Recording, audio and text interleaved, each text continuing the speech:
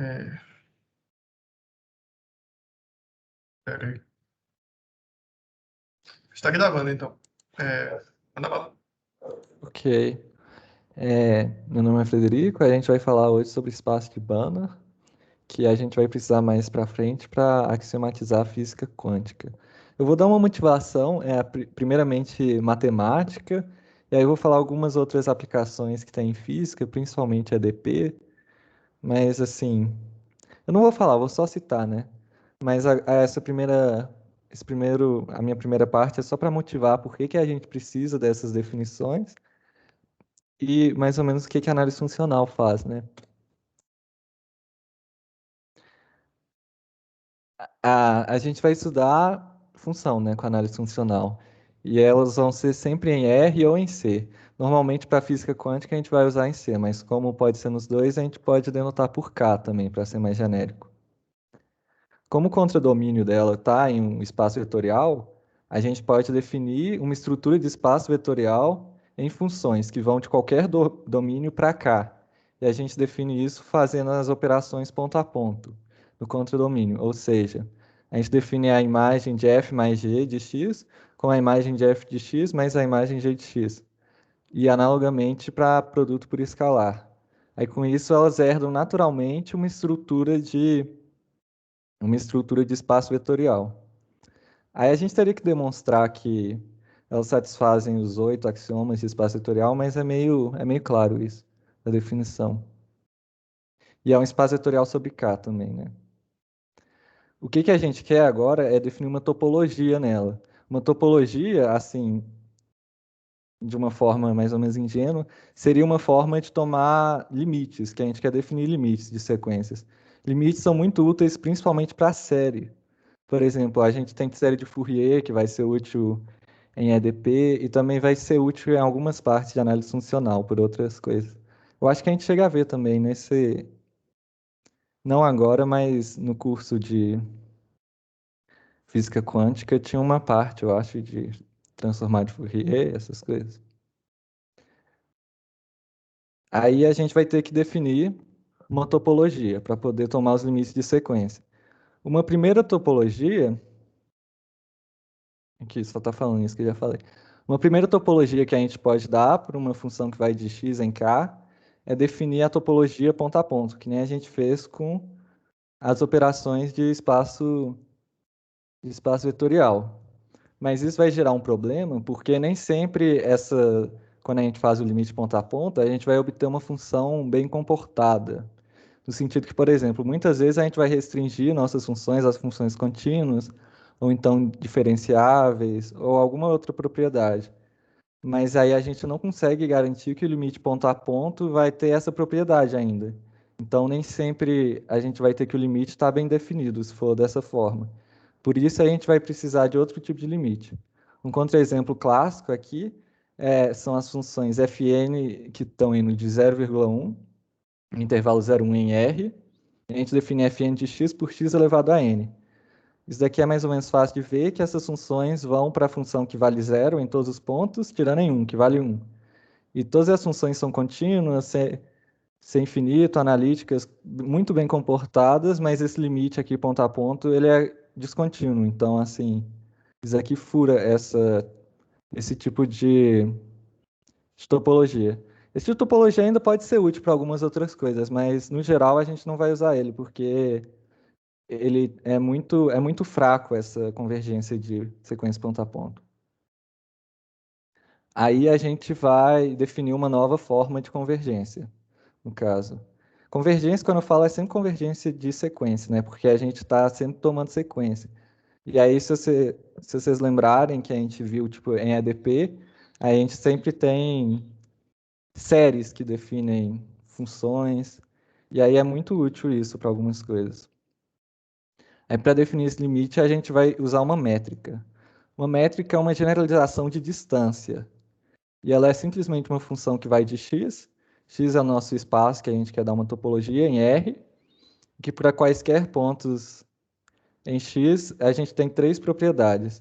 Ela é sempre positiva ou zero. Ela é zero se somente se o x é igual a y. Isso porque a gente não quer que dois pontos, que dois pontos tenham distância zero, só se eles forem iguais, e ela também é simétrica. Isso aqui é mais por conta mesmo. Além disso, ela vai satisfazer a desigualdade triangular, que a distância de x a y é menor ou igual à distância de x a z, mais a distância de z a y.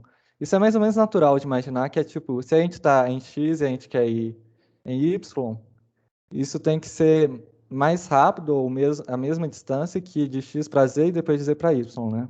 Então é uma generalização. Só que agora essa métrica ela pode ser uma função qualquer, então nem sempre precisa ser uma coisa intuitiva, tipo a gente tinha no plano, que a métrica é a distância euclidiana, ou coisa do gênero. Através dessa métrica, a gente define um espaço que a gente chama de espaço métrico. E essa métrica ela vai induzir uma topologia, que a gente fala que uma sequência converte para um ponto, se a distância converte para zero, se a distância da sequência para o ponto converte para zero. A gente observa que esse daqui é um limite que está em R, porque a norma está em R. Então a gente já tem a definição dele. Então a gente está simplesmente trocando um limite no espaço topológico, que pode ser qualquer coisa, que a gente não sabe como que calcula o limite, por um limite que a gente já sabe. A definição formal de limite é essa daqui. Não sei se vocês viram, tipo, em cálculo ou alguma outra matéria, mas fala que para todo epsilon existe um n, tal que para todo n a distância de xn e x é menor que epsilon. Ou seja, o xn está se tornando arbitrariamente próximo de x. É mais ou menos isso que fala essa definição aqui. É uma definição formal. Não sei, se vocês não viram, vai ser meio complicado de pegar ela toda agora, mas ela faz sentido depois vocês pensam sobre ela. A gente tem outro conceito que é completude. A gente não quer que o espaço nosso tenha buracos, no sentido que a gente chama de sequência de Cauchy uma sequência que os pontos estão ficando próximos, arbitrariamente próximos. A definição formal é que Xn é uma sequência de Cauchy. Se para todo epsilon positivo, a gente tem que a distância de xn e xm é menor que epsilon se n e m forem suficientemente grandes, que no caso é maior que n. Esse n grande depende de epsilon, no caso. Essa sequência, intuitivamente, a gente interpretaria ela como os pontos estão ficando muito próximos e não se afastam depois. Então, se os pontos estão ficando muito próximos, o natural seria que eles convergissem para alguma coisa.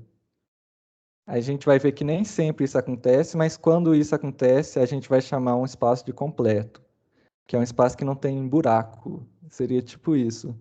Por exemplo, se você pensa nos números racionais, tem como se aproximar vários números racionais arbitrariamente e eles não convergirem para nada, se eles forem para algum irracional.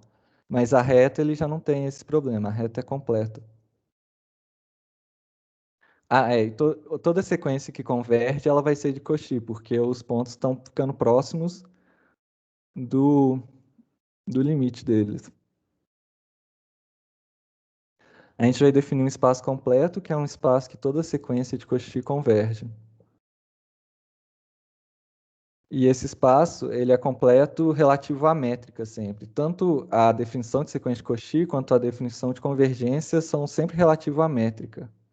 A gente tem uma ordem nos reais, que dá para fazer essas coisas de epsilons e n também, mas no espaço a gente não vai ter sempre ele bem comportado, ordenado.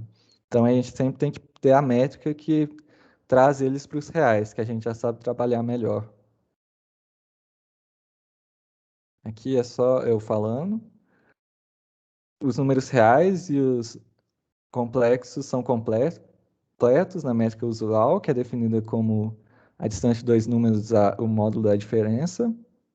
Os números racionais não são completos.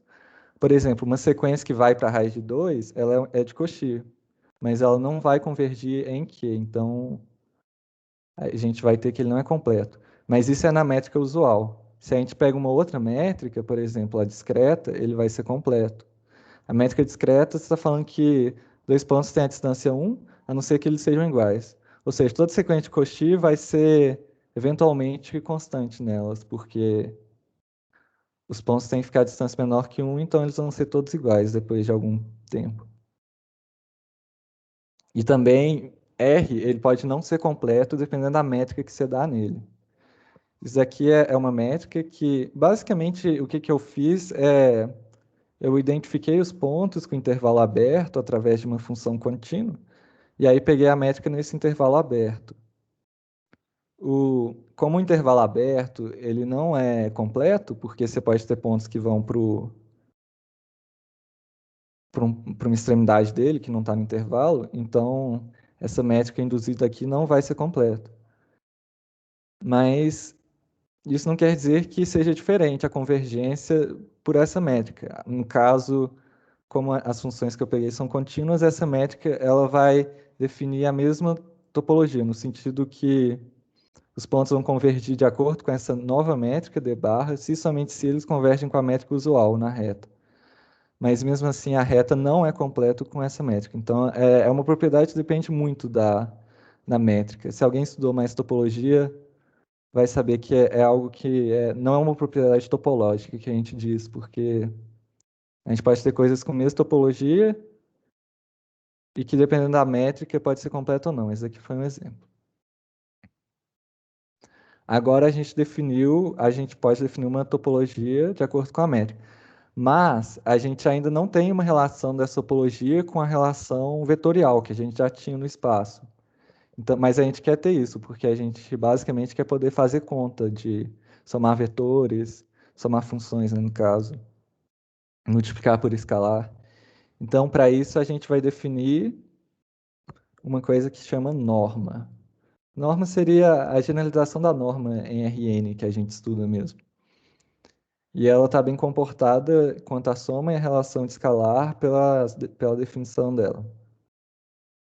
Uma norma num espaço vetorial V sobre um corpo, aqui a gente vai pegar sempre C, porque a gente quer estudar corpos, espaços vetoriais complexos para física quântica. Ela vai ser uma função que para cada vetor ela associa um número real. A gente continua nos reais, porque a gente tem a estrutura de ordem neles, e aí a gente pode tomar limite bonitinho nos números reais. E ela tem que satisfazer esses 4 axiomas. Ela é sempre positiva, a gente não quer trabalhar com norma negativa. Ela é zero se somente se o vetor é zero. A multiplicação por escalar é bem comportado, no caso, o escalar ele sai para fora com módulo. E a desigualdade triangular continua valendo. Agora é a desigualdade triangular clássica, que é da soma mesmo. Então, se ela satisfizer essas propriedades, é chamada uma norma. E é fácil de ver, tem as contas lá na apostila, que a gente pode definir uma métrica usando essa norma, que a gente define a distância de f e g é simplesmente a norma de f menos g. Alguma pergunta? Não sei se eu estou indo muito rápido, é basicamente definição, mas eu vou continuar aqui então. Beleza, tá muito bom. Aí essa métrica aqui, a gente vai conseguir, com ela a gente consegue tomar limite, né, que a gente queria. Mas agora os limites vão ser bem comportados quanto às operações vetoriais também, né? E isso no sentido que a gente vai ter continuidade, que vai ser exatamente, se a gente tem um espaço vetorial normado, as operações de multiplicação por escalar e de soma vão ser contínuas. Ou seja, se a gente tem uma sequência de vetores que convergem em F, a gente lembra, a convergência aqui é simplesmente a norma da diferença e a zero. E se a gente tem escalares que convergem para Z, em K, vai valer que o limite ele comuta aqui. Ou seja, o limite da soma é a soma dos limites.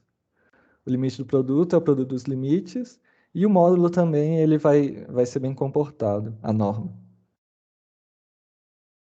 Então, para provar isso é mais ou menos fácil. A gente só tem que passar tudo para os números reais, que a gente já sabe tomar limite.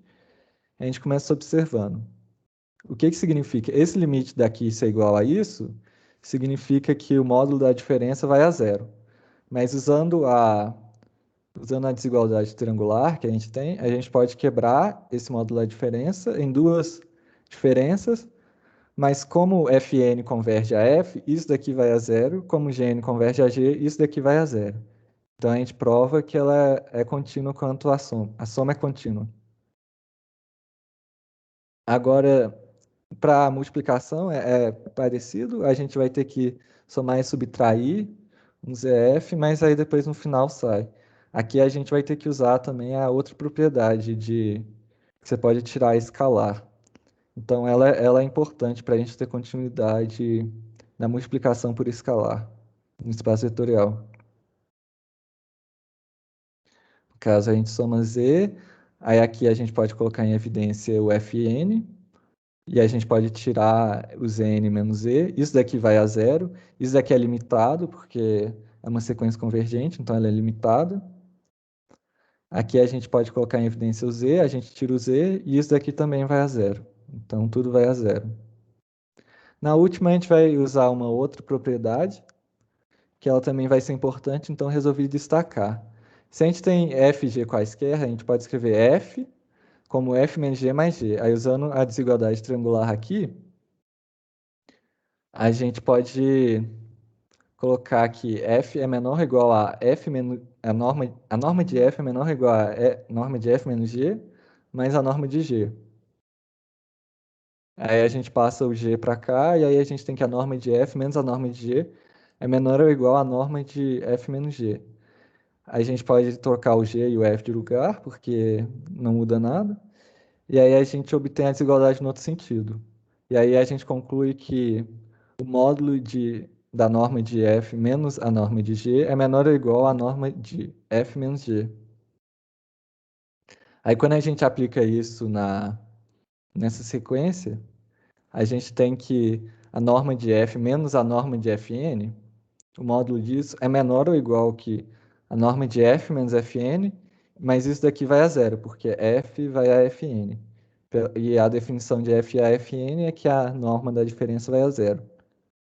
Então, a gente pode fazer tudo sempre tomando limite em R, porque com a norma a gente vai sempre passar para as coisas para R. Então, o limite ele não é muito mais difícil do que o em R, que a gente já está habituado, né, de cálculo 1 ou análise, não sei.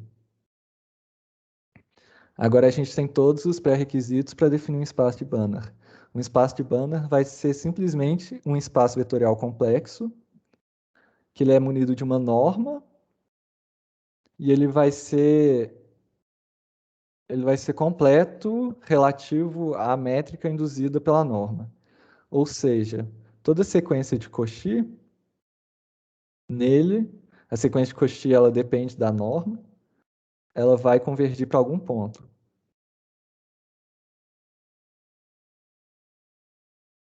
A gente define ele em R, mas a gente pode definir. A gente define ele em C, mas a gente pode definir ele em R, é análogo. Mas a gente sempre vai usar complexo para a física quântica, então eu já estou colocando as definições com C. A definição de espaço de Banach vai depender de várias coisas, que seria as operações do espaço vetorial, o corpo de escalares, a norma, mas a gente abrevia tudo só para o conjunto e para a norma. A norma também depende das operações do corpo de escalares, porque as propriedades dela estão definidas lá.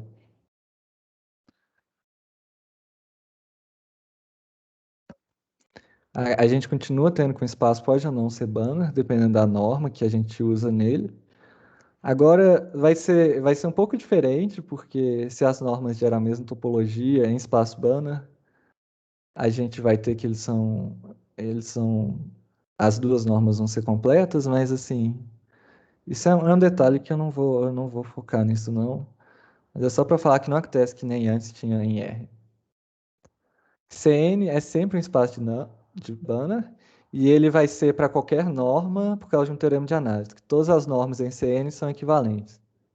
Mas isso eu também não vou focar, a gente não vai trabalhar muito com Cn, isso foi só como exemplificação.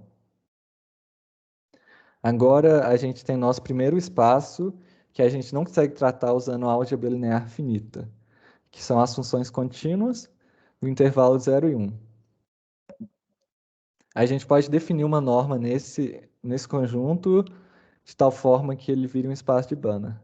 A gente define a norma de f como a norma do sup, que é simplesmente o supremo de f. Ou então poderia ser o máximo também, porque a função contínua toma máximo num conjunto compacto.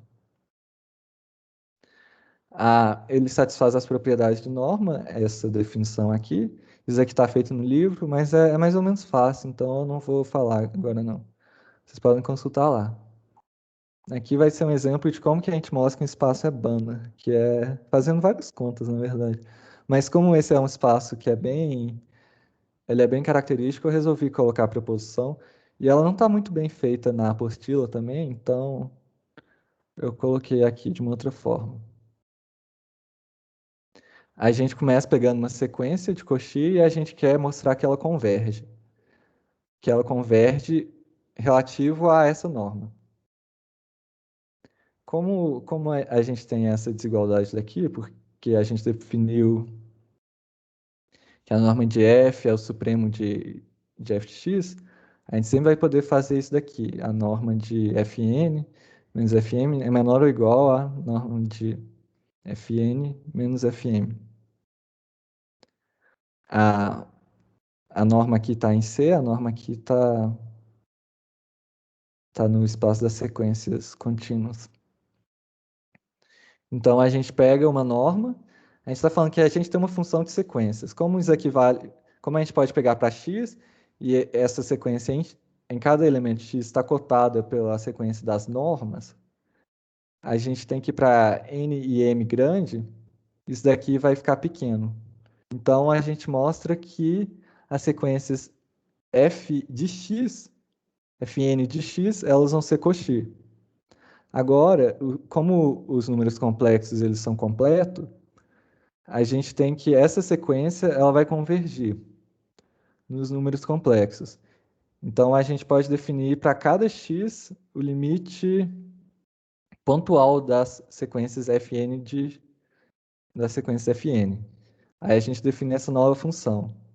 Ela está definida de 0 em 1 nos números complexos e pega x e leva no limite de fn de x.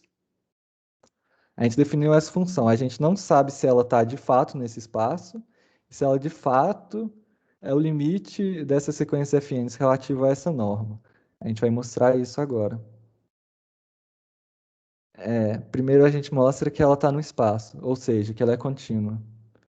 Agora um pouco técnico. A gente pega um ponto, pela definição de sequência de Cauchy, a gente pega um ponto e um epsilon. A gente quer mostrar que se os pontos são próximos desse, então o f dos pontos próximos desse estão próximos da imagem.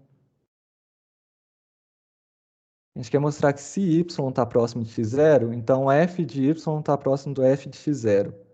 Para isso, a gente pega um epsilon, e pela definição de sequência de Cauchy, a gente tem um n grande, tal que o fn e o fm eles estão próximos com relação à norma do sup. Isso para todo m e n maiores ou iguais a esse n grande. A gente começa observando que Fn é contínuo, porque todos os Fn estão no espaço das funções contínuas. Então, pela definição, a gente vai ter um delta maior que zero, tal que se o ponto x está próximo de x0, a imagem dele vai estar próxima da imagem de x0. Isso para f de n grande. A gente também tem que notar que esse delta ele está dependendo do nzão. E esse nzão está dependendo do epsilon. Agora a gente pega um ponto qualquer nesse intervalo. A gente quer mostrar que a imagem dele por f vai estar próxima, que a imagem de y por f vai estar próxima da imagem de x0 por f. Para isso a gente vai quebrar essa imagem em algumas coisas. Bem, a gente vai começar usando que f é o limite pontual. Então, a gente tem um n que depende de y, esse n daqui, Isso no livro não fica claro, eu acho que ele faz errado, porque para cada um a gente vai ter, mas ele está dependendo de y. Mas depois a gente vai ver que isso não importa, porque a gente toma uma desigualdade lá. A gente tem esse n que depende de y, a gente pode tomar ele maior que nzão, por causa da definição de limite. Então a gente tem um n tal que o fn de y está próximo do f de y. Lembrando, o f de y é o limite do fn de y, então isso existe. Analogamente, a gente tem para fm, um m. Agora, esse m pode ser diferente, porque esse m depende de x0, né? Tal que o fm de x0 está próximo do f de x0.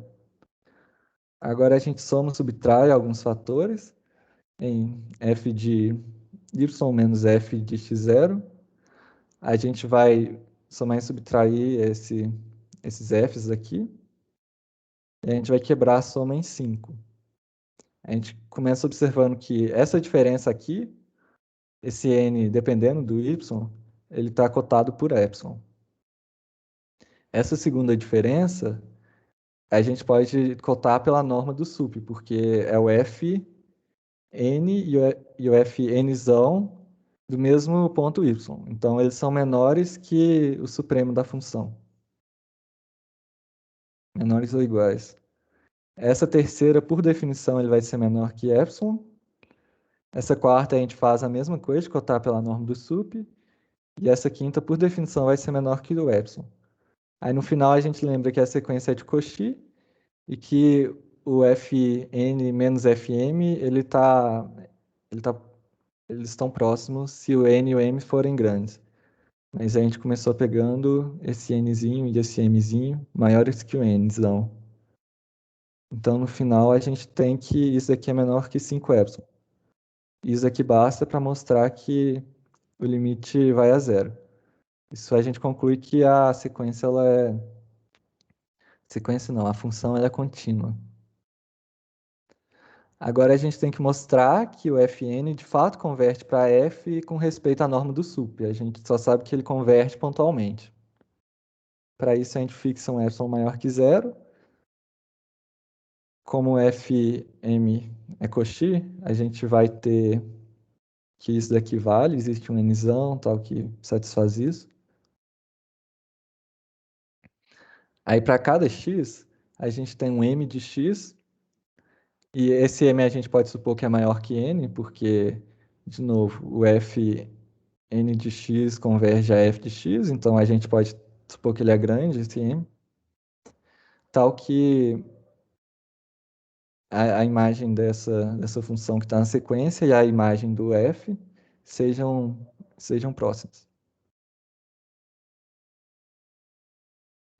Aí, para cada x, vai valer essa desigualdade, que a gente pode cotar o f de x menos o fn de x. A gente soma e subtrai esse fm de x. E aí, essa primeira daqui, ela é menor que epsilon, pela nossa definição. E a segunda, ela vai ser cotada pela norma, porque a gente está aplicando no mesmo vetor, no mesmo ponto, as funções. Aí, como essa norma da diferença vai a zero, a gente vai ter que... Vai a zero não, é menor que epsilon, a gente vai ter que no final isso aqui é menor que 2 epsilon.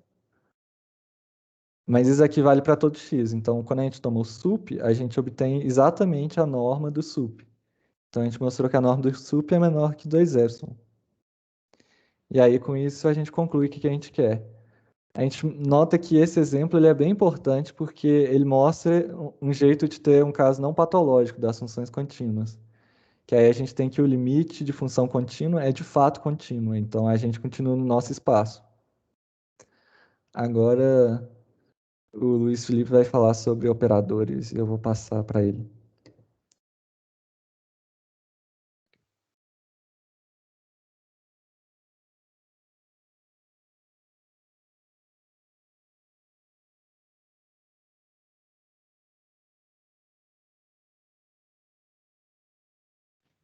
Luiz? Eu compartilhei aqui, já tá dando para ver? Sim, carregou aqui.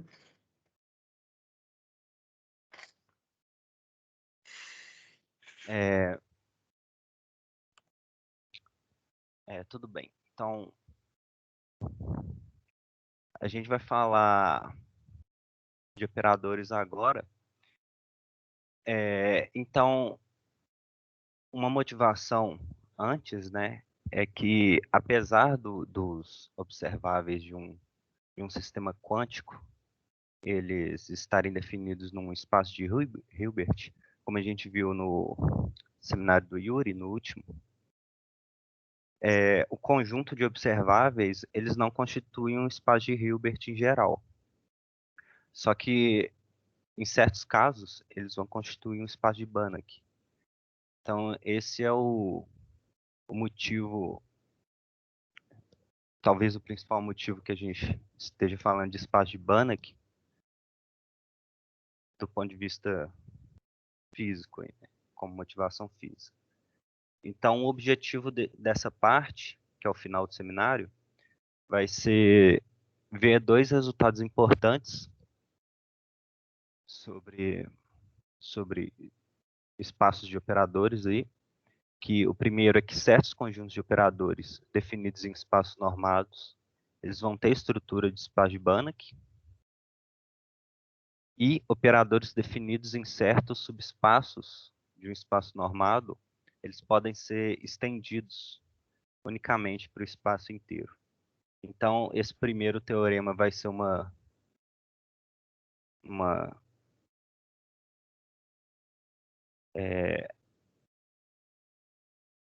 você provar sei lá, a existência de uma estrutura, e o segundo vai ser provar a extensão, né, de que existe a extensão de operadores.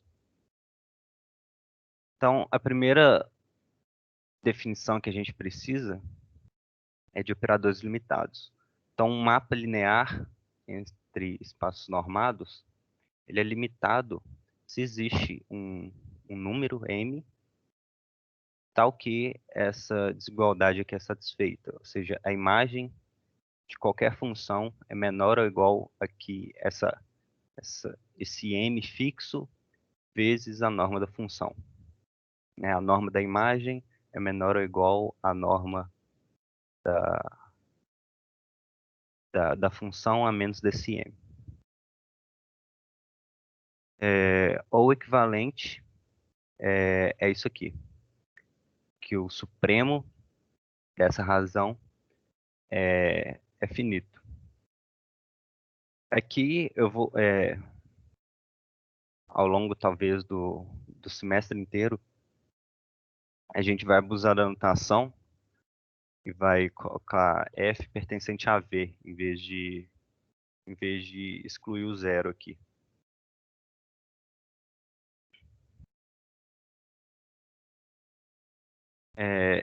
A gente tem algumas caracterizações de operadores limitados, que tem algumas lá nas notas, só que eu queria falar de uma que talvez não seja a mais importante para esse seminário aqui, mas eu acho a mais elucidativa, que é o resultado de que um operador ele é limitado somente se ele é contínuo com respeito às topologias induzidas pelas normas. Né? Então, limitado é contínuo. A prova disso é fácil. Né? Primeiro eu vou provar ela aqui rapidinho. Primeiro a gente supõe que o operador seja limitado. Então, por definição não. Agora a gente quer provar que ele é contínuo, né? Então, dado epsilon, a gente toma esse delta aqui, que é esse epsilon sobre m, esse m que vem do fato de que o operador é limitado, de modo que sempre que a diferença entre a norma da diferença de duas funções for menor que esse delta, implica que a diferença das imagens, que por linearidade vai ser isso, vai ser menor ou igual a QM vezes a norma da diferença das funções, que essa desigualdade aqui usando de novo que A é limitado. Isso daqui é igual a epsilon, substituindo o delta aqui, né? Ou menor que epsilon, melhor dizendo. E se A é contínuo, a gente tem que, agora sim, por definição de continuidade, existe um delta, tal que qualquer norma menor que delta implica que a norma da imagem vai ser menor que 1. Aí que eu estou pegando o epsilon igual a 1, estou fixando, né, o epsilon. E disso, esse delta aqui é fixo, né, repare, ele vale para qualquer f. Então, para todo f, a gente tem que a norma da imagem, aqui eu simplesmente multipliquei em cima e embaixo pela norma de f e por delta. E eu tirei essa razão aqui, norma de f sobre delta. Repare que o argumento aqui agora, ele tem norma menor que delta, porque f sobre norma de f tem norma igual a 1. Então, usando esse fato anterior, a gente tem que isso aqui é menor que isso aqui, porque isso daqui tudo é menor que 1. Né? Então, o seu 1 sobre delta vai ser o seu m, e, portanto, o A é limitado. Então, uma outra definição é que tome um operador limitado, a gente define a norma de A simplesmente como, por definição de ser limitado, esse supremo aqui ele é finito e a gente define a norma dele como esse número. Um exemplo de operador limitado é o operador identidade, porque a gente tem que o supremo dessa razão aqui vai ser igual ao supremo de 1, porque é o operador identidade, né? Só que o supremo de uma constante é igual a constante que é finita.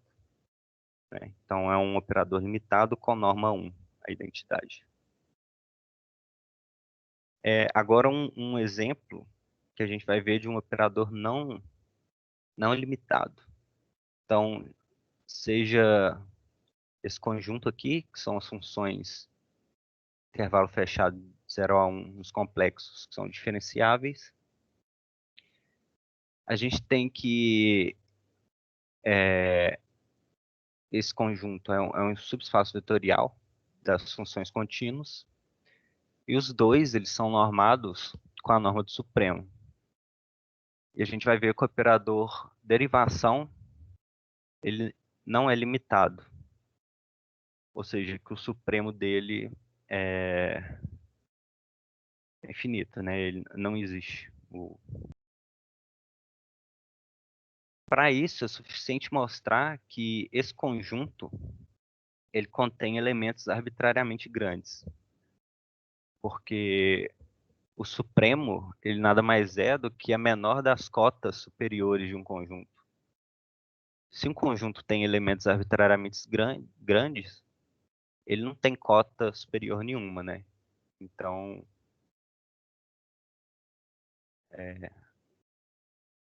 o supremo vai ser infinito. Então, para isso, basta exibir uma sequência positiva divergente. Uma sequência positiva divergente vai ser, né, exatamente um subconjunto daqui de elementos arbitrariamente grandes. Então, considere essa sequência aqui Fn, essa sequência de senos. Então, disso a gente tem que a norma vai ser esse supremo do módulo. E vai ser o supremo desse intervalo, que é o intervalo de -1 até 1, que é o range da função seno, e vai ser 1, a norma, de cada elemento da sequência. E a norma da derivada, ela vai ser a derivada do seno é o cosseno, aqui estou usando a regra da cadeia, e aqui é parecido, só que aí o supremo vai ser o supremo desse intervalo aqui, que vai ser 2πn. Então, o supremo da razão vai ser... aqui, sempre que você diminui o conjunto, sempre que você aumenta o conjunto, o supremo pode aumentar, né? E se você diminui o conjunto, o supremo ele sempre é menor ou igual. E é um resultado que depois vocês pensam sobre isso, é fácil de se convencer sobre. Então, o supremo dessa razão aqui com elementos da sequência vai ser o supremo de 2πn, só que n cresce arbitrariamente, então vai ser infinito. E uma coisa interessante desse exemplo aqui é que a gente vai ver lá mais para frente que o operador momento ele vai ser basicamente uma derivada. Então, operadores não limitados também são importantes. Denote agora, então, por esse LVW conjunto de operadores limitados, de um espaço normado V para um espaço de Banach W. Aqui a gente está supondo que o contradomínio ele é Banach. Então, o teorema é que esse espaço ele é Banach. A prova, eu vou passar só a ideia, porque ela é basicamente uma generalização da prova que o Fred fez anteriormente. Né, para provar que aquele espaço normado de funções contínuas é Banach. Né, eu só vou recapitular a ideia, que eu acredito que para um seminário é ela que é importante focar, né? O primeiro passo, né, que a gente faz é mostrar que as operações pontuais realmente tornam esse espaço um espaço vetorial, né? Antes dele ser Banach, ele precisa ser um espaço vetorial. E a outra coisa que a norma do operador satisfaz de fato a propriedade de norma, que a gente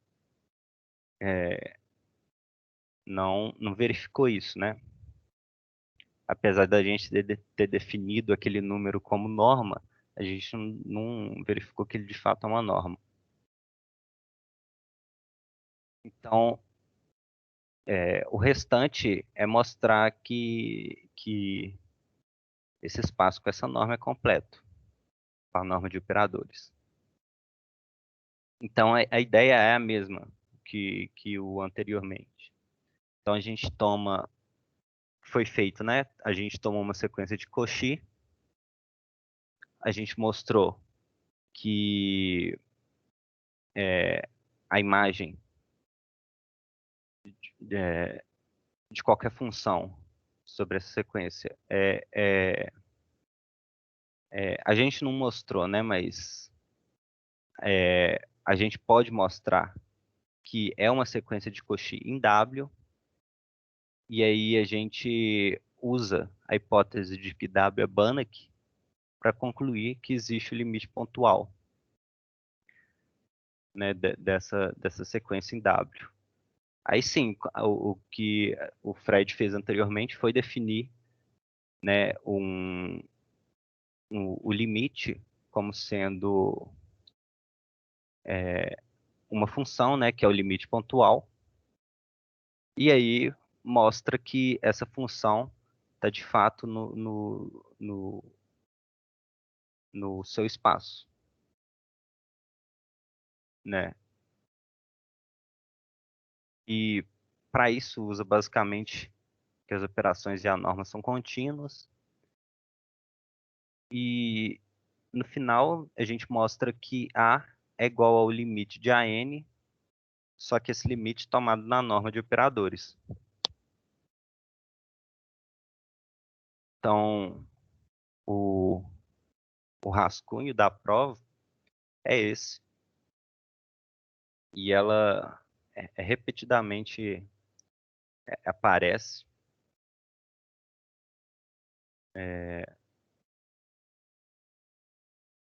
Na maioria das vezes aí que você vai tentar provar que um espaço é completo e tal. Então, um exemplo aqui é que se V é um espaço normado, a gente define o dual de V pelos operadores de V em C. Aqui era para ser complexo, só que não saiu.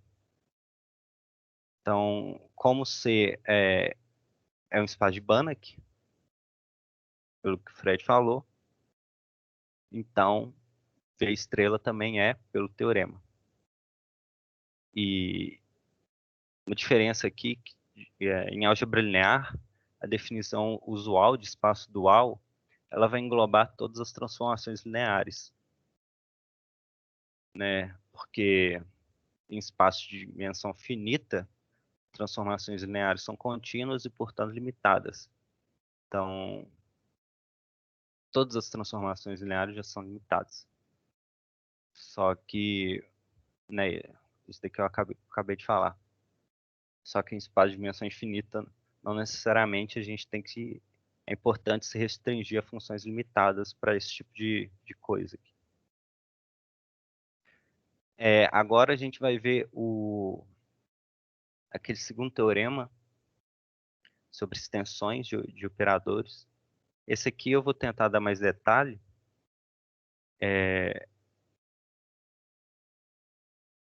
Mas não vai demorar muito, não. Então, a gente começa com essa definição, sejam dois espaços vetoriais e uma transformação linear definida num domínio de V, no subespaço de V. Uma extensão de A, ele vai ser um mapa linear, A chapéu, de V em W, tal que restrito ao domínio original, a extensão é igual à função original, né? É isso que você espera de uma extensão.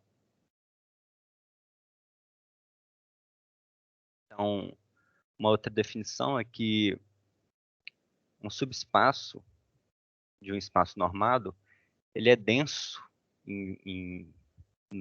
nesse espaço se para todo F, né, em V, e para todo epsilon, vai existir um elemento desse subespaço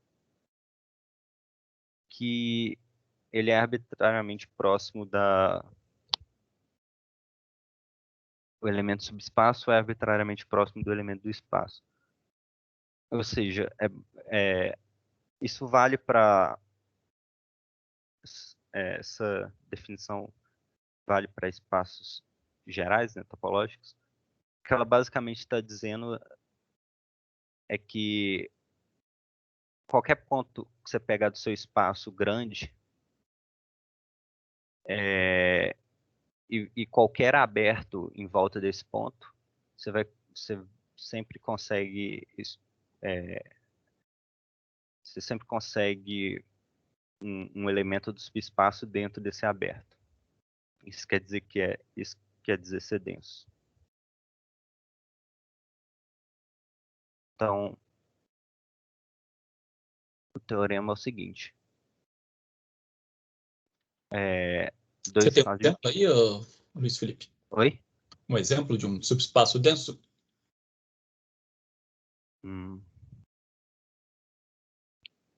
Sim.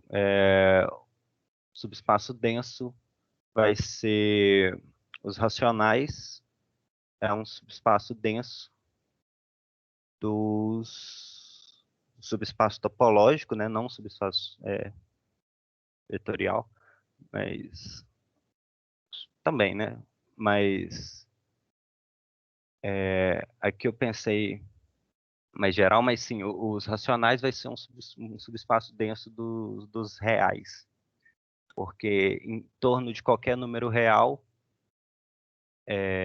qualquer intervalo que você pegar em torno de um real, você sempre consegue encontrar um número racional, né? Você consegue encontrar números racionais arbitrariamente próximos de qualquer número real. Mas esses subespaços que a gente está falando, esses programas de extensão aí vão ser para subespaços topológicos ou subespaços vetoriais? Vetoriais. Então, Q não é um subespaço vetorial. Deve ter algum exemplo de um espaço de funções, não? Tipo, funções L2 são densas, funções contínuas, ou funções contínuas são densas, são diferenciáveis? Eu não sei. Não estou lembrando. As funções contínuas são densas em L2. Viu? Sabia que o Bruno ia descolar. Os polinômios também, né, são... Sim. É Porque tipo, você pega o fecho, não, o é quase que subespaço por geral. definição, tipo assim, porque as funções integráveis são aproximadas por funções simples, que são só uma função integral, né? E elas são igual polinômios, praticamente. É literalmente quase que por definição. As funções integrais são densas em L2. No caso dos polinômios, você pode pensar na série de Taylor, né? Você consegue aproximar qualquer função contínua com a série de Taylor, que é um polinômio. Não, mas a série de Se você Taylor. truncar, é um polinômio. Mas a série de Taylor não aproxima bem, tipo assim. Não, mas tem que usar o teorema de Weierstrass. Sim, Eu não lembro o nome. É porque a série de Taylor fala como é que se aproxima uma função pontualmente, mas a série de Taylor não é a função no final, entendeu?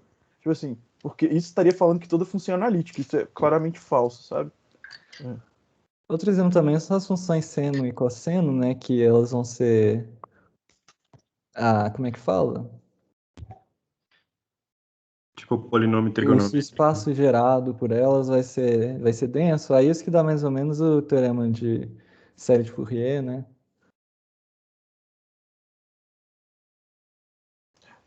Mas assim, só o exemplo mais simples que tem, que eu acho que é o que todo mundo pode ficar de exercício de testar, pega o espaço das sequências que são somáveis, que a norma delas é somável, e toma o subespaço de sequências finitas, que elas só são diferentes de zero num conjunto finito. Aí isso é bem fácil de ver que é denso. E fica aí de exercício. Show.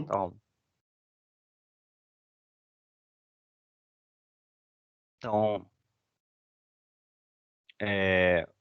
dois espaços de Banach. Então, se um operador definido num subespaço de V, e esse subespaço é denso, então vai existir uma única extensão limitada de V em W, né? E ainda mais as normas são iguais. É que as normas são em espaços diferentes, né?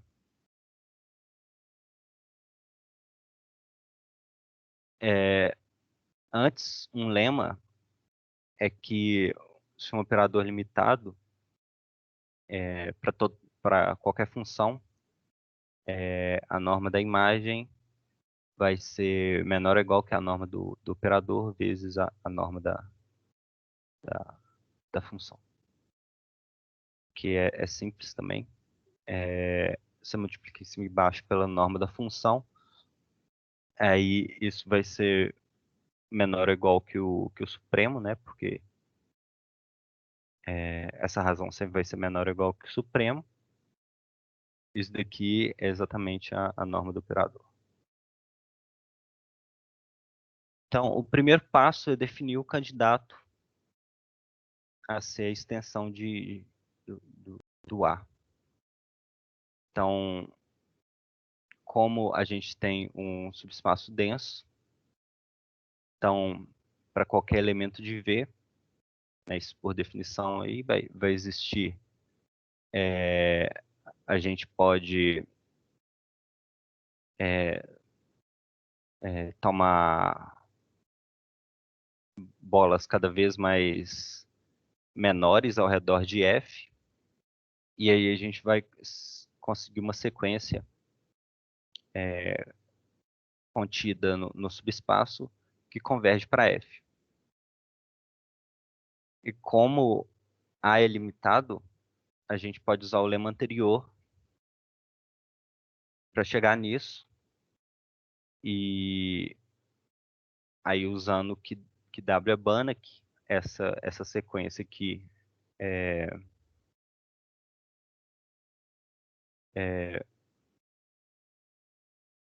na verdade, como essa sequência aqui ela é convergente, ela é de Cauchy,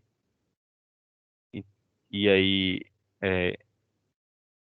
esse limite aqui vai ser essa sequência aqui vai ser de Cauchy, e como a sequência da esquerda aqui, né, de A alfa N, e como W é Banach, essa sequência de Cauchy vai convergir para um elemento de W. Então, a gente define o nosso operador extensão como sendo o limite, né? Onde alfa N é qualquer sequência que converge para F. Aí, o segundo passo é mostrar que ela está bem definida, né? Significa que independe da escolha. Que a gente aqui usa qualquer sequência, né? Só que a gente precisa que não dependa da escolha da sequência. Então, a gente toma duas sequências que convergem para o mesmo ponto, e por definição da convergência, a gente, para qualquer epsilon, a gente encontra esses números, tal que isso daqui vale, né, para qualquer n maior ou igual que n1 ou n2. E aí, para qualquer n maior que os dois, a gente tem isso daqui. Que essa diferença aqui da imagem, isso daqui é só a linearidade. Aí a gente usa, isso daqui vai ser menor ou igual que isso pelo lema anterior. Aqui é só um passo, né? E isso daqui vai ser menor ou igual, que é menor ou igual, que essa soma pela desigualdade triangular. Aí a gente usa essa cota aqui que a gente definiu anteriormente. Isso daqui da epsilon. Então, o que a gente conclui é que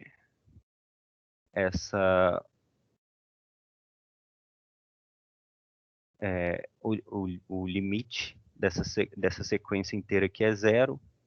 Então, o limite de A alfa N é igual ao limite de A beta N.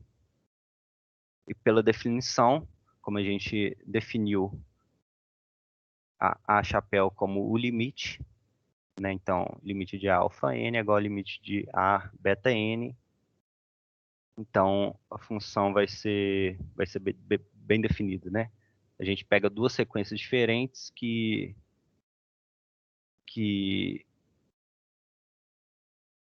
definem que dão o mesmo resultado, né? Quando avaliadas aí pela função. Então, aí o terceiro passo. A gente definiu primeiro a gente definiu a extensão. A gente viu que ela é bem definida. O terceiro passo é ver que ela é de fato uma extensão, né? Então, a gente considera a sequência constante. A gente pega um elemento do subespaço, considera a sequência constante, e a gente vai ver que ela é avaliada nesse elemento subespaço, que é bem direto, vai ser igual a alfa. E o quarto passo seria mostrar que a extensão é limitada e linear, né, basicamente. Aí isso daqui eu pulei, que são contas diretas, mas elas são meio grandes. Acho que não vale a pena mostrar no seminário, porque elas são simples. Né, e basicamente vai seguir das operações, que as operações e a norma são contínuas. O quinto passo é provar a unicidade. Aí a gente supõe um ATIL, que é outra extensão, é um elemento de V e uma sequência convergindo para F. Então, essa diferença aqui vai ser igual a isso, porque alfa-til é extensão, então ela coincide com A nos elementos do subespaço, e a sequência está no subespaço. E isso daqui é menor ou igual que isso pelo lema, e como F converge, alfa n converge para F, a gente tem que o limite dessa função inteira aqui é zero. Então, isso daqui vai ser igual isso daqui é constante, né? Então, vai ser igual ao limite de A alfa n, que por definição vai ser igual a avaliar F na sua primeira sequência, na sua primeira extensão. Então, as extensões são iguais. Né?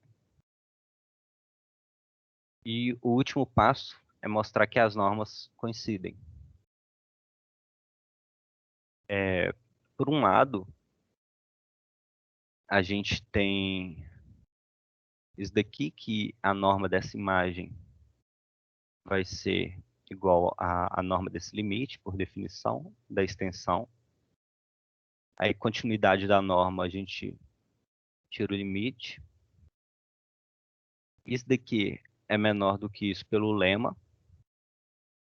Né? E a continuidade da multiplicação por escalar, a gente passa o limite. E por hipótese, esse limite aqui é F. Então, logo, dividindo, a gente encontra isso, que é a norma de A é menor ou igual que a norma da extensão. E, por outro lado, a gente tem que a norma de A é igual ao sup dessa razão, pela definição, né? E como F está sendo avaliado aqui no subespaço, aqui eu errei, aqui é a definição da norma, só que em vez de V aqui, é no subespaço D. Então, como F está no subespaço, a função coincide com a extensão, só que isso vai ser menor ou igual que o sup de F em V, porque, como eu falei, sempre que você aumenta o conjunto, o sup aumenta, ou permanece o mesmo. Isso daqui é a norma da extensão. Então, a gente provou que uma é menor ou igual à outra, e vice-versa, então as duas são iguais. É que uma coisa que está lá, já estourou o tempo ou ainda tem tempo? Acho que você pode terminar, né? Tá. Que é convergência. Eu deixei para o final porque é um resultado que ele está solto lá, né? Ele não é importante para nada desse capítulo aqui, mas é que através do espaço dual a gente pode definir uma noção mais fraca de convergência. que é o seguinte: se vier um espaço normado, uma sequência, a gente diz que ela converge fracamente para F, se o limite das imagens por qualquer funcional, né, o limite das imagens é igual ao limite de F, é igual à imagem de F. Então seria uma convergência na imagem de funcionais, né, para qualquer funcional. E aí, ao longo aí do texto, ele denota por W limite esse tipo de convergência fraca. E às vezes ele denota a convergência usual por S limite. E uma proposição aqui rápida é que a convergência usual implica fraca. É por isso que a convergência fraca é fraca. Então, seja epsilon maior que zero e qualquer funcional, como Fn converge fortemente para F, existe um natural tal que isso equivale para qualquer n maior que nzão. Né? Lembrando que a gente fixou aqui, essa norma que está fixa, a gente fixou aqui. Então, como o φ é limitado, a gente tem que, para qualquer nzinho maior que nzão, isso daqui, as imagens são, a diferença das imagens são menores ou iguais a que isso, novamente por aquele lema lá, e isso daqui é menor que isso, por isso aqui, que é menor que epsilon. Então, resultado bem rápido, que ele não leva a nada por enquanto, mas é assim que termina esse capítulo aí de espaço de Banach. É isso.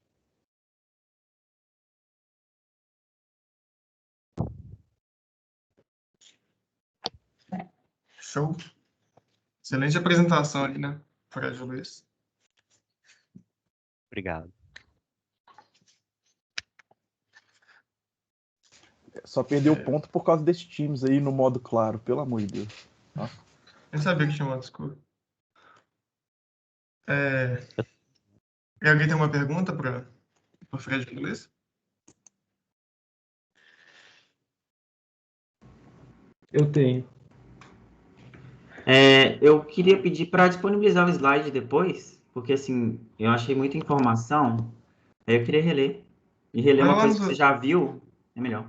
A gente pode combinar que as pessoas mandarem antes ou depois no Zulip, né? Sim. Que aí fica lá. Não tem um E lugar também para lembrar que colocar lá no na site? Wiki, lá já tem um espaço já para É. colocar lá. Colocar os slides? É verdade. Slide, Né? PDF ou o que for. Tem que Link aprender para a mexer. apresentação depois que tiver no YouTube. Ah, tem? Eu não sei onde que é, mas eu vou procurar então, colocar. Pode parar de gravar, Daniel? Pode ser. Né? Porque agora é só discussão, não sei se vale a pena gravar. Isso não é boa também gravar, não? Ah, então deixa gravando. Acho que é muita informação, mas acho que para nossos propósitos de mecânica quântica, né, para o seminário, seria bom resumir acho que o que são os principais fatos aqui.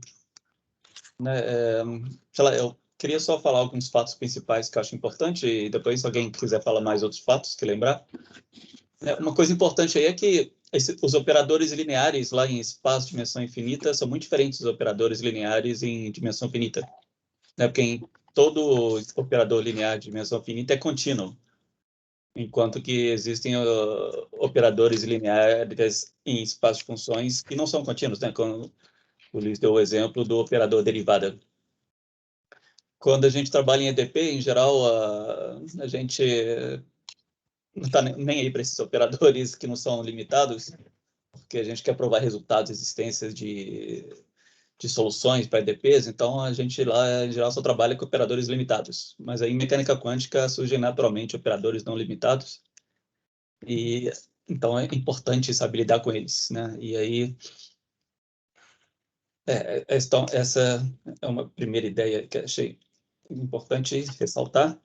E a segunda é essa última aí, do que o Luiz falou das extensões, né? Que muitos operadores nós não vamos poder definir eles explicitamente no espaço todo. Só vai poder definir num subespaço vetorial denso. Daí o resultado que o Luiz citou mostra que vai sempre existir uma extensão, e aí você pode pensar no operador definido lá no espaço todo. Né, porque a extensão é única, tem a mesma norma da extensão da função original e tal. Aí tem essencialmente todas as propriedades aí da função original. Aí você pode pensar nela como estão definida no espaço todo, apesar de não fazer sentido a definição dela no espaço todo. Então, achei esses 2 pontos importantes para ressaltar. Aí não sei se queriam... Só esse exemplo da derivada aí, né, não tinha pensado nisso, que o Roger comentou, que é um operador não limitado, é extremamente importante, né? A derivada é o operador momento na quântica. E é um operador não limitado, então a gente tem que lidar com técnicas que geralmente o pessoal, vamos dizer, da EDP aí, que nem o Roger está falando, não vai ter que... Só para também deixar claro que o fato da derivada ser não limitada depende muito da norma que você está considerando, né? Então, em L2, ela não é limitada. Agora, se você for ver em alguma norma de Sobolev, por exemplo, W21, aí ela passa a ser limitada. Então, depende muito da norma. Só que aí não vai ser um operador que está definido num espaço e chegando no próprio espaço, né? Mas só quero deixar claro que ser limitado ou não depende muito da norma. E dos gatos miando.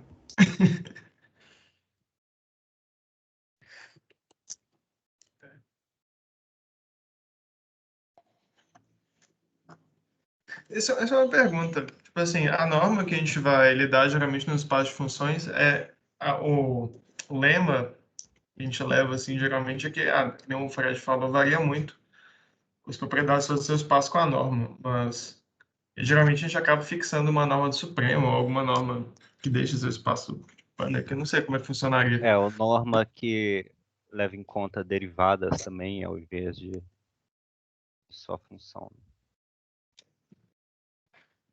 Qual que é a filosofia aqui? Você troca sua norma para poder ter os seus operadores sendo limitados lá dentro?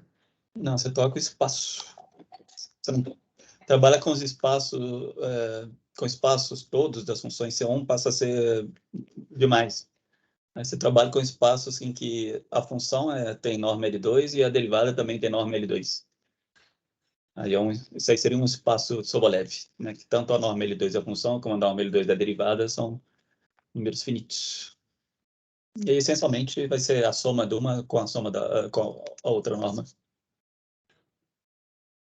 Bom, a preferência por L2 em mecânica quântica, pelo menos, ao invés de Sobolev, que parece mais em ADP, quando você vai olhar, por exemplo, resolver a equação de Schrödinger, é que o teorema espectral te fala exatamente que qualquer operador autoadjunto num espaço de Hilbert, mesmo sendo não limitado, ele é unitariamente equivalente a um operador de multiplicação no espaço L2. Então, em outras palavras, L2 é o exemplo fundamental, né? Se você quiser falar de operadores autoadjuntos. Qual é o teorema de...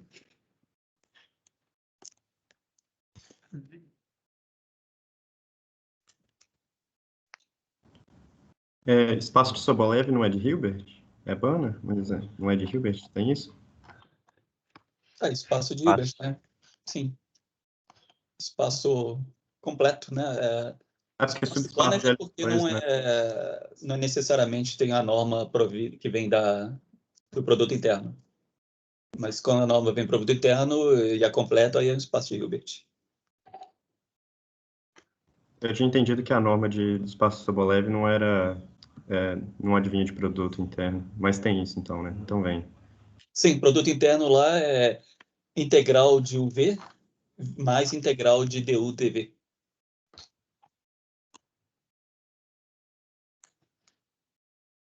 E ia perguntar também para os mestres aí se tem a ver com... eu estava criando uma intuição pelas aulas que na verdade, os espaços... enfim, nem todos os operadores são contínuos, né? Mas eu estava pensando se os operadores contínuos são densos no espaço de... Enfim, no espaço em questão. L2 pelo menos é. Mas eu acho que depende de como que você define a norma no seu espaço de operadores, né? Porque... Não, espera, você está perguntando ao conjunto de todos os operadores lineares? Se o LPW é denso no conjunto de todos os operadores lineares. Né? Mas denso com respeito a qual topologia, né? Porque a princípio a gente só definiu a topologia dos contínuos. Então, eu não sei a resposta se tem uma topologia boa. Talvez o Yuri, talvez possa saber. Se tem uma topologia boa na... Porque a que a gente definiu é só um sup, né? Então, se não é limitado, a gente não consegue definir essa norma. Então, não poderia ser essa, no mínimo. Bom, você tem outras estruturas que você pode colocar, é claro, mas eu acho que não vai ter uma estrutura de espaço de Banach muito natural. O que eu acho é assim, você pode até colocar outras topologias, mas topologias que vêm de uma norma completa, eu não sei, eu desconheço. Assim, só para deixar mais claro, assim, a minha intuição era que, na verdade, a gente ia acabar trabalhando só com subespaços densos, tipo, mexer com propriedades genéricas e tentar aproximar tudo que fosse, enfim, todo operador que fosse de interesse, que ele fosse infinitesimalmente próximo de algum que a gente sabe estudar melhor. Mas, enfim, tô só me adiantando aqui. Não, mas a densidade aí é com relação ao domínio, não ao espaço das funções, né? O domínio do operador tem que ser denso lá no espaço H, onde você o operador linear está definido. Entendi. Realmente, a pergunta se o conjunto dos operadores lineares contínuos é denso no conjunto dos operadores, eu também não tenho a menor ideia qual seria a resposta, ou qual topologia seria, para que você colocaria lá no espaço maior para poder responder essa pergunta. Só que adiantando um pouco, o Yuri comentou isso no terceiro seminário, é que os operadores que a gente vai ter interesse são autoadjuntos. E você tem um teorema que vai falar que qualquer operador autoadjunto num espaço de Banach é limitado. Só que a gente falou, a gente vai ver que a derivada multiplicada por umas coisinhas lá vai virar um operador autoadjunto. E a gente quer trabalhar com a derivada. E a derivada não é contínua, nem no subespaço das funções C1, por exemplo. Então, em particular, se ela tiver uma extensão para todo espaço, ela não vai ser autoadjunta, porque toda função autoadjunta é limitada, no espaço de Banach. Então, assim, a gente vai trabalhar com espaço denso justamente porque se a gente quisesse trabalhar em espaço de Banach, a gente não vai conseguir trabalhar com os operadores que a gente quer. Então, assim, fica aí a intenção. Por exemplo, não deve ter um jeito bom de dar uma topologia para o espaço de todas as funções, porque o jeito que a galera achou de solucionar foi trabalhar em subespaço denso e não trabalhar nesse espaço de operadores maior, né? Mas, de novo, isso não é problema, porque você pode colocar outra norma sem ser a norma C1, no qual a derivada é limitada. Isso não é problema. Não, mas a gente vai trabalhar com as funções em L2. E eu quero, tipo assim, você vai ter que mudar o resto da sua teoria também junto. Espaço Yuri, então, eu digo, é que você tem dois jeitos de resolver esse problema, né? Então, assim, um jeito de resolver é trabalhar sobre espaço denso mesmo. Então. Outra é mudar a norma, aí resolver o outro problema lá num outro subespaço e provar um teorema de regularidade, né? Que, na verdade, sua solução, ela pertence ao seu espaço original, sei lá.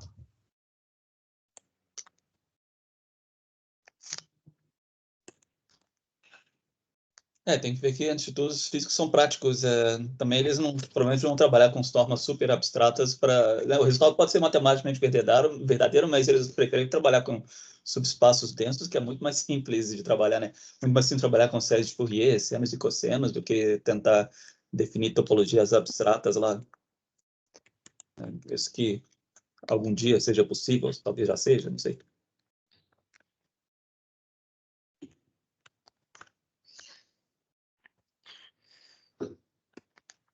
E eu tenho uma pergunta para... É que eu fico pensando, a norma de L2, ela não é boa, porque tipo, o curso de mecânica quântica que eu fiz lá na graduação era tipo... O bom da L2 é que você podia atribuir um valor, um significado para ela, que é tipo, por exemplo, você integra ela, né, no volumezinho e vai te dar a probabilidade de alguma coisa que você está medindo naquele volume.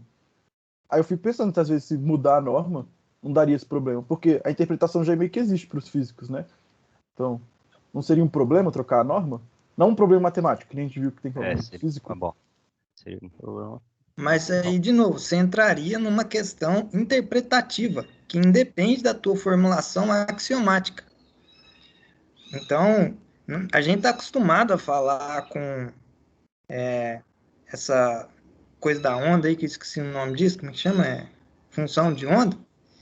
Função de onda e probabilidade como sendo integrar e tudo mais, mas não precisa ser assim.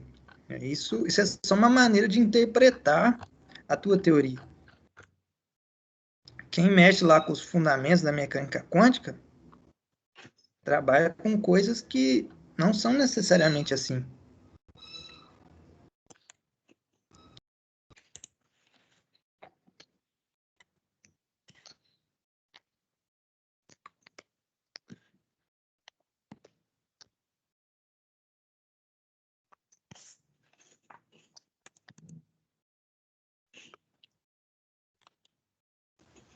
E aí, alguém mais tem alguma dúvida?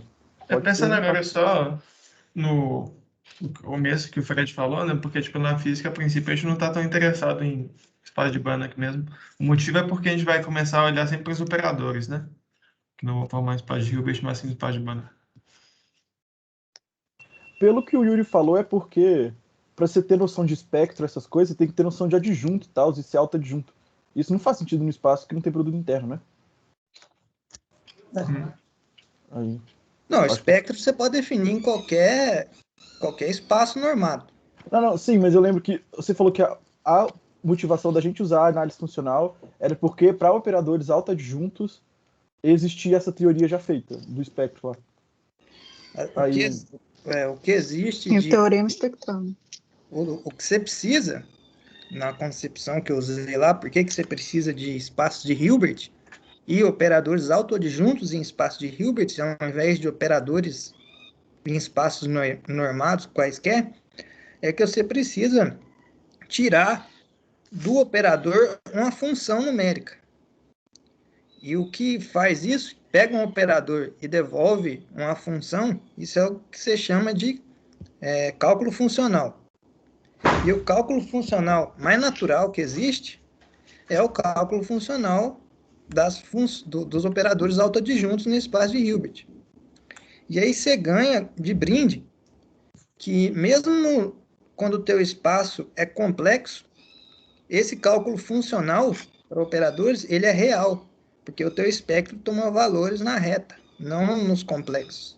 Então são duas vantagens, né?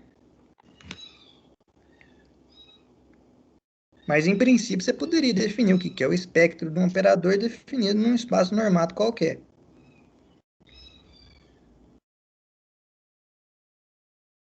Em princípio, o espectro de operador linear é simplesmente os valores tais que AV igual a lambda V.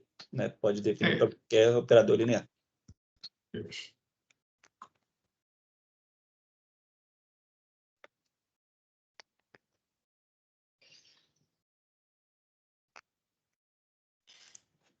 Mas, assim, agora só de curiosidade, essa definição funciona, mas é porque toda a teoria que eu já, lá pelo menos lá em álgebra linear mesmo, é que a gente precisa do autoadjunto do estrutura de produto interno para provar os resultados, né? Assim, fica bem difícil fazer sem, né? Eu imagino que seja o mesmo caso para espaço de pano. Porque você você fica usando o tempo todo lá que, tipo, o subespaço ortogonal é invariante. É isso que prova o teorema espectral em caso finito, né? Não, mas exatamente você quer os autovalores reais lá, né? Sim, não, mas eu digo, para provar, por exemplo, o teorema espectral, o que você faz?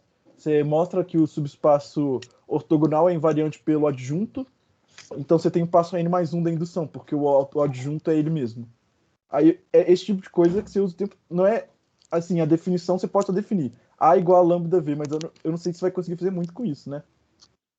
Não, você tem que ter um espectral para operadores hermitianos. Sim, mas eu digo, se não tiver produto interno, que nem você falou, no espaço de Banach eu posso definir como só uma coisa que para todo A leva em lambda V, sem esse produto interno. Mas aí... Lá na álgebra linear, todas as coisas são espaço vetorial de dimensão infinita, né? E tudo tem sim. interno. Então... Aí eu digo que você não vai conseguir fazer... Eu não sei, tô chutando, mas não deve ter como você fazer muita coisa sem o produto interno, né? Dá essa definição para o espaço de Banach qualquer, mas, sei lá, para fazer alguma coisa deve ser difícil no mínimo, sabe? Então você tá falando um teorema espectral para espaços de dimensão infinita, tem menor ideia. Sim, A impressão que eu tenho é que o produto interno dá uma conexão da matemática com a física. Não sei se faz algum sentido isso, mas quando a gente vai estudar operadores, por exemplo, a gente está interessado em valores esperados e o produto interno nos dá isso, né? Então, bom. Física está interessada na realidade, né? Então a interpretação da parte não pode ficar só na parte axiomática, tem que entrar também na parte interpretativa. Como é que essas noções se conectam com a realidade, né? Então você inventa uma interpretação tipo lá daqueles dos muitos mundos, não sei como é fácil em português. Aí é totalmente diferente, né? Explicações para a realidade, se essa interpretação for verdade, é completamente diferente das implicações lá das outras interpretações de Bohm e de Bohr e tal. Onde que o produto interno trabalharia nessa conexão da realidade? Porque, tipo, na minha cabeça, pelo menos, o que acontece é que, tipo, que nem o Bruno falou, você usa isso para mostrar o teorema espectral, mas a interpretação é que quando você tem um operador, os valores medidos são, tipo, os valores dos autovalores. Ué, mas como é que você faz? O que seria um autovalor complexo? Como é que você mediria alguma coisa complexa no nosso mundo real? A gente precisa de coisas medir que sejam reais. Mas você pode definir o operador tal que todo alto valor é real. Exatamente. E é o que acontece no caso. Assim, né? Eu acho que o produto interno ele funciona, mas eu acho que ele é realmente maquinário, sabe? Ele funciona muito bem, dá muita propriedade boa para o espaço, né? Falar de ortogonal, eu acho que é para isso, né? Para mim, você definir os operadores autodjuntos que vão ter autovalores reais. Sei lá. Não, Assim. o que eu tô falando é que, tipo, eu acho que, sabe, dava pra gente tentar fazer tudo sem ele. Aí o problema eu não acho que ia ser na interpretação, ia ser na matemática. Não, mas a própria matemática ia ser meio artificial, né? Se não tivesse um motivo para generalizar isso. Sim, mas a princípio poderia.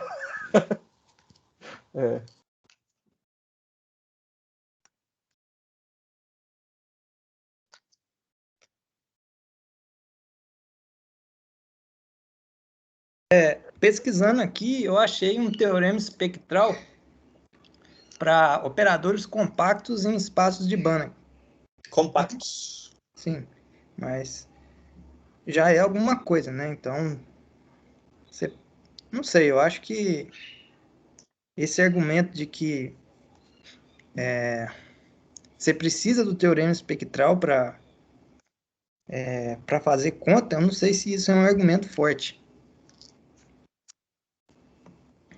Operadores compactos também é uma condição bem forte para o operador. É uma condição bem forte. Eu olhei aqui por cima. Isso é de 1957, o resultado. Então deve ter coisa mais elaborada, né? O teorema espectral que você está falando é que os operadores eles vão ser multiplicação por funções, é isso?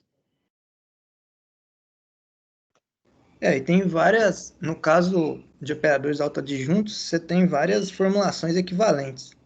Aí tem que ver qual dessas formulações que a pessoa usou para para chamar de teorema espectral, porque provavelmente algumas delas não vão nem fazer sentido, né?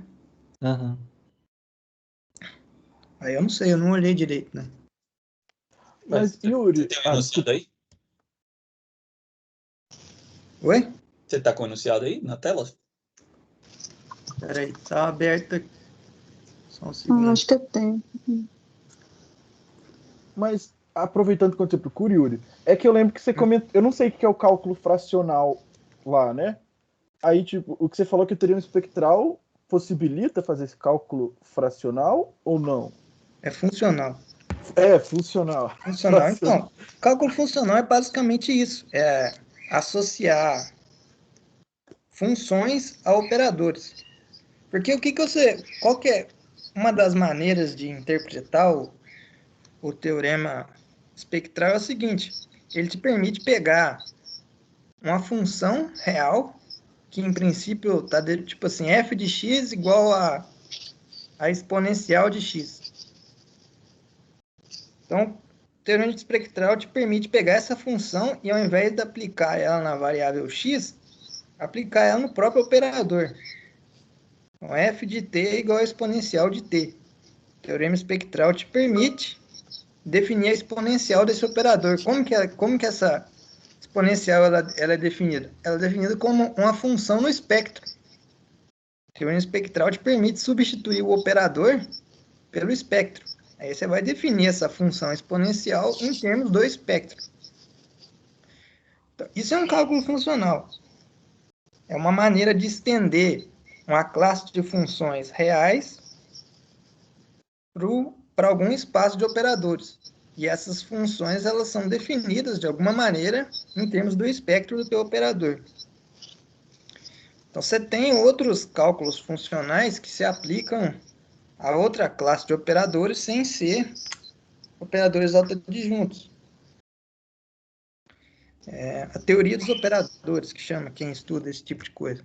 É uma parte da análise funcional. Mas eu não sei dizer. A gente tem que lembrar também que essa formulação toda que a gente está falando da mecânica quântica, ela se aplica só para uma quantidade finita, sistemas com uma quantidade finita de partículas.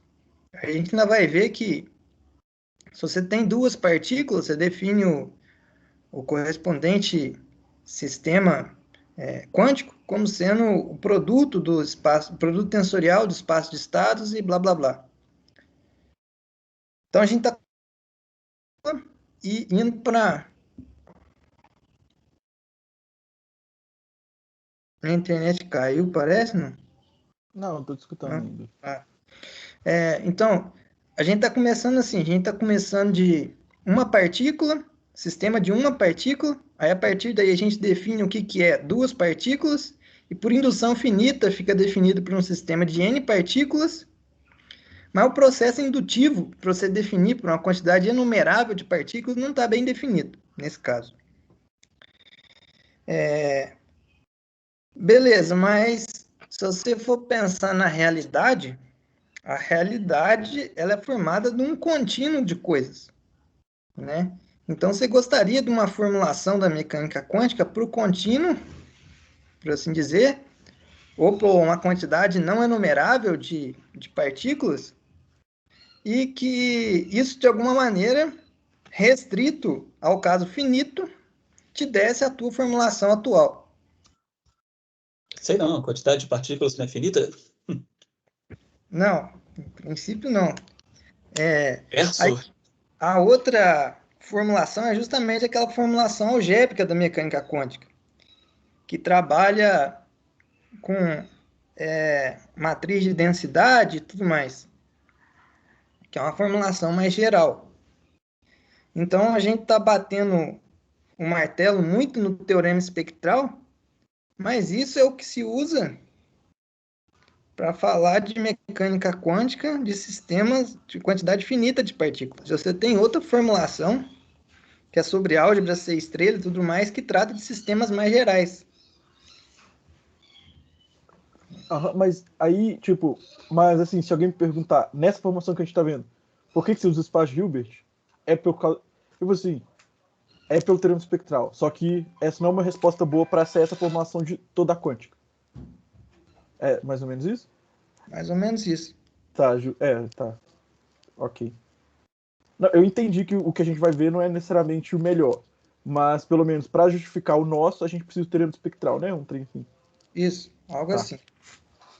É a melhor, é a alternativa mais natural para seguir adiante. Só para falar, o Wikipedia tem um teorema espectral para ser álgebra ser estrela. O teorema espectral da apostila está na página, porque não fica claro, mas está no capítulo 10 e não no capítulo 11, na página 103 da apostila, está o teorema espectral dele, né? Que é existe uma medida, uma medida projection valued, né? Sei lá como fala isso. Tal que A pode ser escrito como essa integral lambda da medida PA de d lambda e tal. Ele escreve o operador como uma integral e tal. Acho que é o mesmo que está lá no Wikipedia, só que eu acho que lá está mais claro.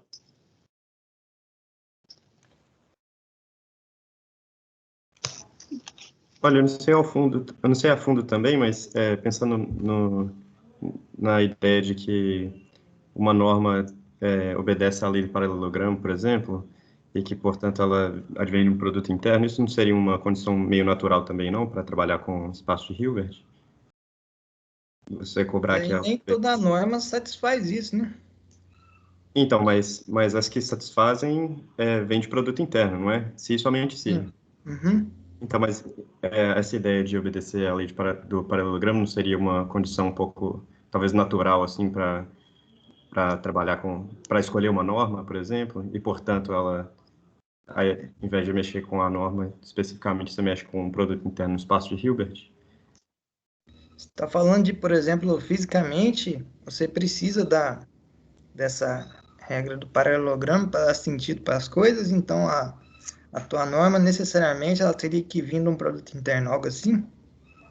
Algo desse tipo, mas não necessariamente, né, fisicamente mesmo, mas no sentido de que com a lei do paralelogramo fica mais natural alguns recursos geométricos ou algo do tipo. Não sei, também tô falando pela minha intuição. Eu não sei, isso é um argumento de facilidade matemática. Eu acho que um argumento mais forte para dizer que isso é realmente necessário seria dizer se isso é importante para alguma interpretação física. Aí, se você seguir aquela interpretação, você obrigatoriamente tem que usar uma norma vinda do produto interno. Deve ter isso. Eu fico pensando se talvez os operadores que saem do teorema de Stone, tipo, que vem, tipo, que se você pega a simetria física do espaço-tempo, quando você passa ela fica mais fácil de trabalhar pelo fato de você ter essa estrutura toda aí do espaço de Hilbert com o produto interno. Mas direto, sim, é muito difícil de enxergar. Exatamente porque a gente tem que ter, entre aspas, toda a estrutura, né, que a gente monta. Provavelmente a resposta, como o Yuri fala, é que talvez não precise ter, né? Só facilita matematicamente mesmo. Mas eu fico pensando, eu fico tentando achar, né, alguma motivação nos operadores que seriam físicos da teoria, no sentido de que eles estão representando uma simetria ali, e que seria mais fácil trabalhar com operadores desse tipo nesse tipo de espaço, mas não sei se tem nada a ver.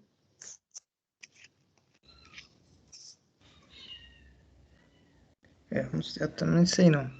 Talvez fique, mas essas questões provavelmente vão ficar mais claras com a gente ir avançando no assunto, talvez. Até chegar no capítulo 12, sei lá, no 13. Tipo, a regra do paralelogramo não é mais ou menos... Se você pensar nela, né? Ela tá falando que tipo, você tem esse quadradinho lá e tem umas propriedades boas com os lados dele. Isso é meio que tá falando lá que a sua norma, tipo, as duas componentes dela não pode ser maior que, tipo, raiz de 2, de um rolê assim, né? Que é meio... É que, tipo, a ideia de... O que significa falar que a norma vem de produto interno? é a mesma coisa que falar que tem uma base, tal, que você vai só somar as componentes das coisas que formam essa base, né?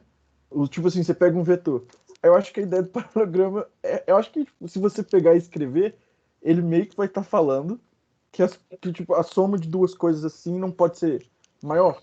Aí, eu não sei, eu tô tentando dar uma intuição geométrica. É porque eu acho que não é, sabe, parece tão misteriosa, mas eu acho que ela tá falando um rolê assim, sabe? Bem geométrico Pois é. mesmo. Tipo, Mas a gente está pedindo isso para um espaço que é um espaço dos estados do seu sistema, que seria, sei lá, não é um argumento físico também, né? Sim, Tipo, sim, é um mas espaço de é estados. tipo, a gente Você já está tem tentando argumento bom lembrar pra falar que é de teoria Hilbert. clássica.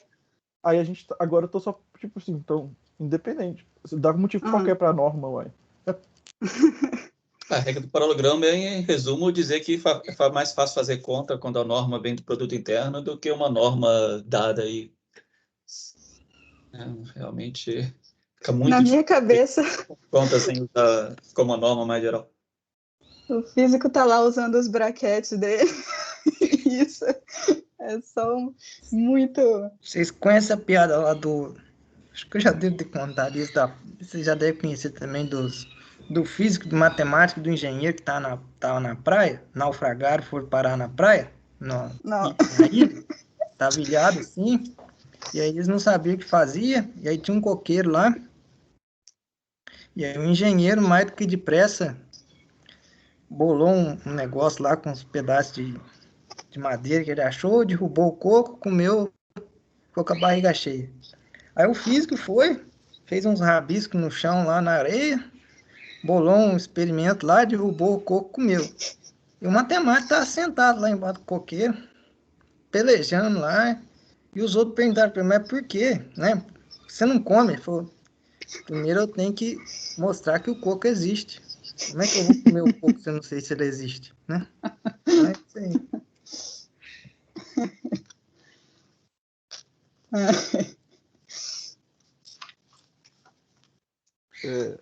Tá. Tá, o povo já tá indo embora. Uma coisa só que eu queria comentar, que eu não sei se eles comentaram, se comentaram, perdão, eu só não escutei, é que todo espaço de vetorial de dimensão finita sobre R ou C é completo. E aí isso é um dos motivos que você não... Por exemplo, eu não sei, para quem sabe aí um pouco de cálculo diferencial de várias variáveis, assim, toda transformação linear, ela não é só contínua, ela é sem infinito, ela é contínua pra caramba, sabe? E, assim, as coisas funcionam muito bem, então começa a aparecer aí coisas muito estranhas. Por exemplo, também, de novo, para quem fez análise 1, você viu lá em análise 1 que um conjunto é compacto se ele é limitado e fechado. Aí eu convido alguém a tentar mostrar aí que isso é verdade em dimensão infinita. Não vai conseguir, porque é falso. Mas é só bom para quebrar essa intuição também, porque assim, eu lembro que quando eu vi um pouco disso no IC na graduação, e me confundi um pouco, porque eu não tinha muito exemplo de coisa de dimensão infinita, sabe? Então alguém falava, se ele é contínuo, se a imagem lá daquele lá é limitada. Aí você pensa, em dimensão infinita, isso é óbvio. Pega a norma dos vetorzinhos da base e soma, sabe? Vai ter que ser menor que isso. Aí você vai ver que como tem infinitos vetores, as coisas não são tão simples, né? Vetores LI, né? Aí, só para pensar um pouco nisso, porque isso ajuda muito a entender por que as coisas são mais feias em dimensão infinita, você precisa desse tanto de condiçãozinha esquisita. A conta é sempre fácil, né? Dimensão finita, você tem lá o negócio, aí você cota pelo maior e é tipo, você tem um máximo. Agora você não tem um máximo necessariamente. Sim, exatamente. Aí, você pode ter infinito, e aí você... o negócio então. estoura, né? Outra coisa interessante que eu gosto sempre de falar para exemplificar as coisas, que às vezes a gente pensa que, acho que eu até falei isso lá no Zulip, que às vezes a gente pensa que dimensão infinita só complica, mas às vezes simplifica também. Se você pega, por exemplo, a esfera, pega o círculo no plano, é um conjunto limitado lá, bonitinho, mas você não consegue deformar ele continuamente até chegar na origem, né? Porque no meio disso você tem o disco, né? A bola aberta, que não faz parte do círculo. Então você não pode deformar continuamente. Se você vai para para a esfera de dimensão 2 é a mesma coisa. Você tem aquela casca esférica, você não pode ir deformando até chegar num ponto. Aí se você vai para a esfera em dimensão 3, em R4, que eu já não sei imaginar mais, mas também é uma casca que você não consegue deformar. E por aí vai. Só que se você tomar o limite desse negócio, dessa dimensão, em dimensão infinita, se você pegar um espaço de dimensão infinita, por exemplo, assim, R infinito, e pegar a esfera de raio 1, lá no, que é os vetores de norma igual a 1, né? Lá nesse R infinito, lá você vai ter graus de liberdade o suficiente para poder deformar essa esfera até chegar na origem. Então, quando você vai para dimensão infinita, as coisas, por um lado, pode ficar mais complicada, mas você tem graus de liberdade infinitos para fazer as coisas. Então, muito também se simplifica. Se você for estudar, por exemplo, eu falei de variedades lá no último negócio, né? Que é os sistemas, o teu espaço de fase de um sistema de N partículas. Se você fosse fazer aquela formulação lá para infinito partículas, digamos assim, e a tua variedade fosse um espaço de dimensão infinita, então muito daquilo lá se simplificava ao invés de complicar. Só para exemplificar, né?